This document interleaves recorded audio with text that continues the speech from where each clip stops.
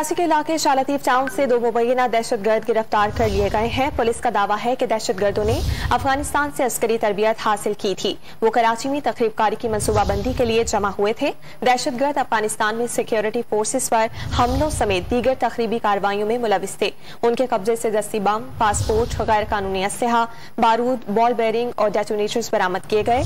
दोनों का ताल्लुक कलअदम तहरीक तालिबान पाकिस्तान से है।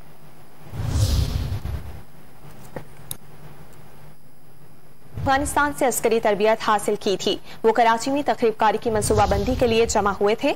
दहशतगर्द अफगानिस्तान में सिक्योरिटी फोर्सेस पर हमलों समेत दीगर तकरीबी कार्रवाइयों में मुलविस थे। उनके कब्जे से दस्ती बम, पासपोर्ट, गैर कानूनी असलहा, बारूद, बॉल बेरिंग और डेटोनेटर्स बरामद किए गए। दोनों का ताल्लुक कलअदम तहरीक तालिबान पाकिस्तान से है।